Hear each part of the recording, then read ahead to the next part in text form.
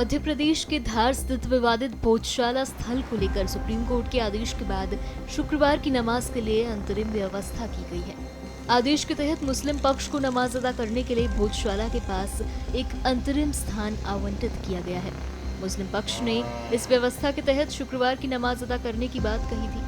वहीं प्रशासन ने सुरक्षा व्यवस्था को लेकर तैयारियां पूरी कर ली हैं और इलाके में शांति बनाए रखने के लिए निगरानी बढ़ा दी गई है।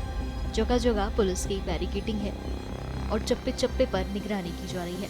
इसी कड़ी में भोजशाला मुक्ति यज्ञ के संयोजक गोपाल शर्मा ने क्या कुछ कहा, सुनिए।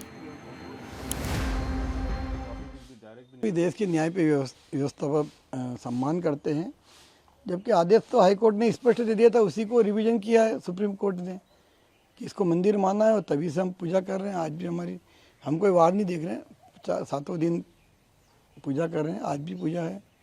तो सुप्रीम कोर्ट के आदेश का स्वागत है, पर ये मैं तो ये कहता हूँ कि अब मुसलमानों ने मान लेना चाहिए कि मंदिर है तो आगे होकर उसका सम्मान करना चाहिए। अपना स्थान अलग है और इस नमाज के बदले में 1942 में इनको नमाज मस्जिद दे चुके हैं और बार बार इस प्रकार नई स्थान मांगना और इस स्थान पर नमाज पढ़ने की जिद करना, ये शहर का वातावरण खराब करता है। 1942 वाली जो आप बात कर रहे हैं, ये कब किसने दी थी, कहाँ दी थी? 1935 में यहाँ पे इस मंदिर के अंदर जब अवैध नमाज चालू हुई थी तो 38 तक यहाँ पर जब विवाद होने लगा तो 38 में राजा ने इस नमाज को प्रतिबंधित किया था। 39 में इन्होंने माफ़ीनामा लिख के दिया था कि अब यहाँ नमाज नहीं पढ़ेंगे, तब इनको नमाज का सामान रिलीज़ किया गया था राजा शासन द्वारा। ये राजा कौन थे? ये नारकर दीवान के द्वारा दी गई थी, उन्होंने नमाज किया। फिर इनको बख्ता और मार्ग पर एक मस्जिद बना के दी गई इस नमाज के बदले में, जिसका नाम आज भी रहमत मस्जिद है, राजा की रहमत। वही नमाज का विषय समाप्त हो गया था। फिर बार बार इसी मंदिर में आकर नमाज पढ़ने का, इस मंदिर को अपमानित करना, ये शहर की शांति भी भंग होती है। उसके कारण कई बार शहर की शांति भंग कर्फ्यू लगाए।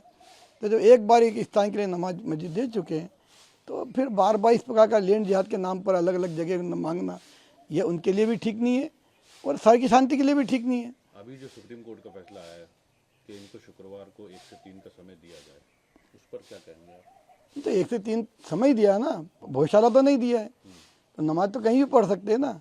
तो भोजशाला परिसर 300 मीटर का दायरा है ना, तो 300 मीटर के बाहर इनको भी दे चुके हैं।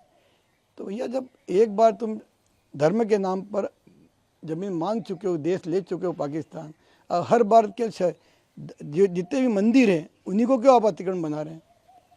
आप इस देश की शांति चाहते हो, आप हमेशा कहते हो कि अमन और शांति के लिए हमने दुआ करी, देश की अमन शांति के लिए।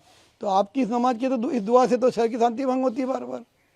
तो भैया आपने आगे होकर दे देना चाहिए कि भैया आपका मंदिर है, आप लो, हम हमारे स्थान पर कहीं पढ़ लेंगे।